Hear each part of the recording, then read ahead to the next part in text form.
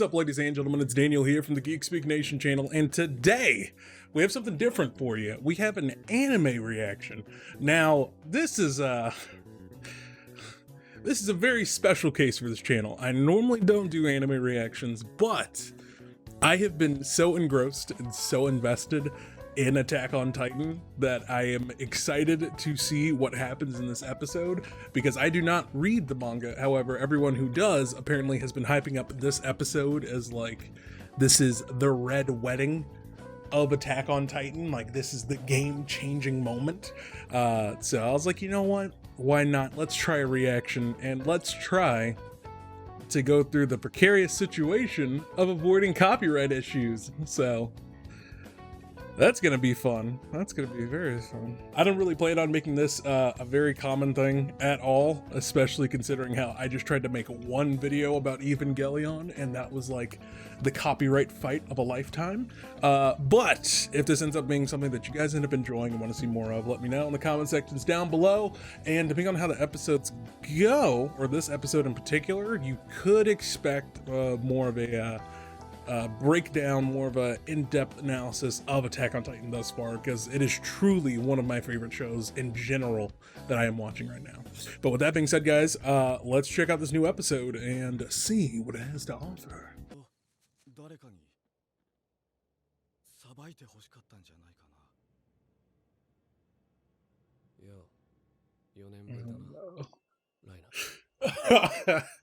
This is stressful, bro. This is too stressful. All right, let's do this.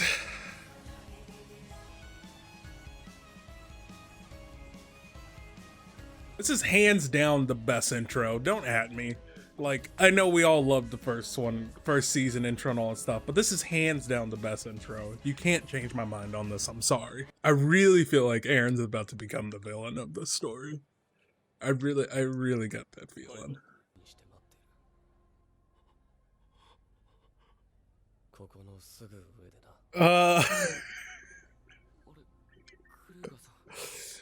Ooh. Oh no.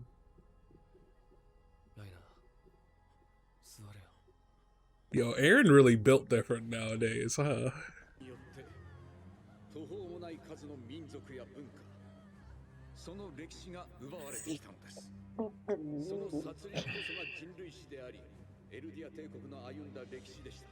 Oh my god. The dread in Reiner's eyes. It's painful.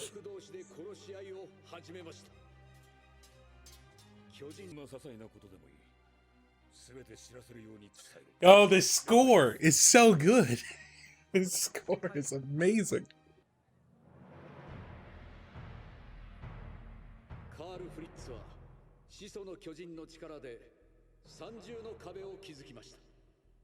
Oh, my man's is exposing all of the truths. Oh no! Oh no! Oh no, they know that they know.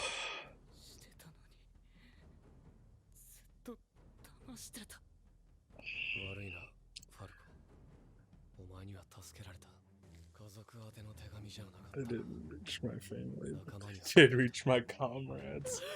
Oh no! Oh, Falco.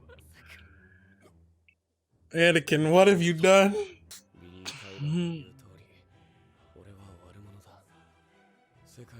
Just a struggle. I called it! He went on the same journey as Reiner. Wow. Oh, we are diving. We are diving. He feels like all this is his fault. Oh my god.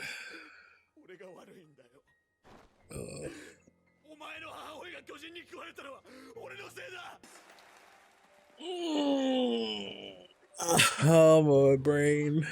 I can't take this. Oh no.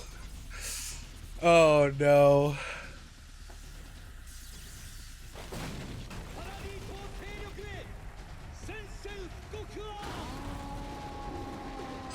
Oh my god, no! Oh my god. Also, someone's head getting caved in the background. Oh, jeez.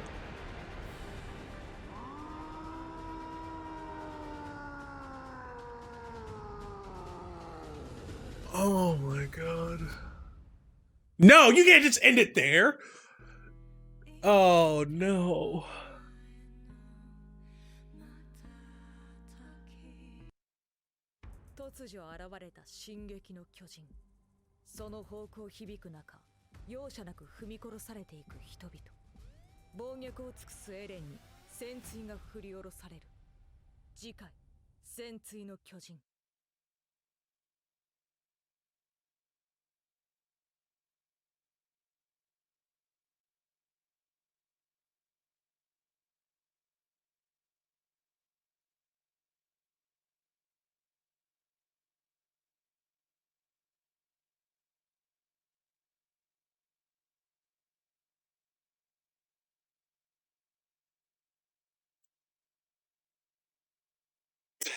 All right,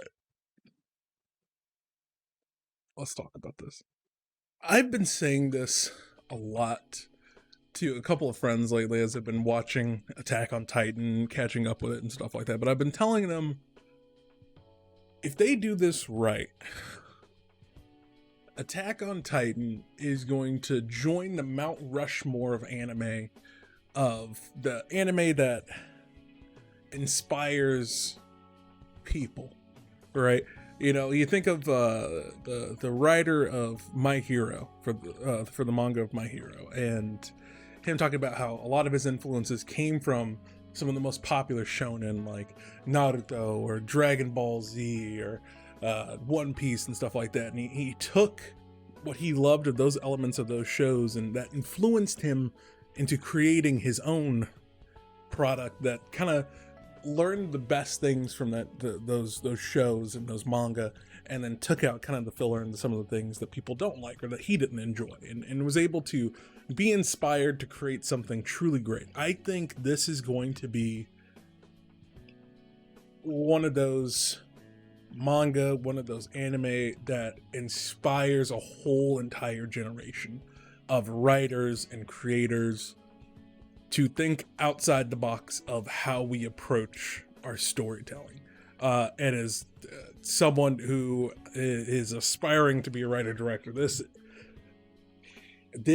episode truly encompasses the whole entire journey that the show has put us on, and the whole entire point of its existence and the reasons for all of its plot twists. I think what the writer Hajime Isayama has shown us is that you can, that by having a plan for the story you truly want to tell and trying to, as neatly as possible, get to that version of the story you want to tell, you can truly craft a story that, even as people see certain surprises coming, that certain aspects of the tale are just going to be so emotionally resonant that it helps transcend what the experience is initially. And I think the best case in point of this is through Eren and Reiner in this episode. When Eren started off, to be honest, when I was first watching the show, I didn't like Eren. I was like, yo, Eren might be top 10 worst anime protagonists I've ever seen. Like, he's just absolutely garbage. Like he's like how Deku was at the beginning of My Hero, like the constant whining and complaining, but it didn't stop. He was like the worst parts of Evangelion, but like continued, like and personified. I was like, I don't like him as a protagonist. And what I came to realize is like, as we're slowly going through the show, and the more you listen to the way Hajime ends up writing Eren, it's that he wasn't writing your traditional anime protagonist. You know, he was writing what we would traditionally end up seeing as the origins of an antagonist, right? Or the way that we traditionally see it.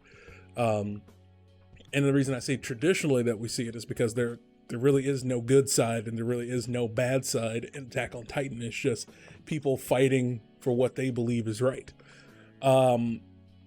But when you look at Eren's journey as the journey of one who becomes traditionally what we would call an antagonist, it's incredible. It's absolutely incredible, and it makes me just recontextualize every single thing I've witnessed with Aaron, you know, because I always found it just so out of character that Aaron would constantly, in such verbose and graphic detail, describe how he would want to eviscerate his enemies to the most minute detail and the most graphic detail.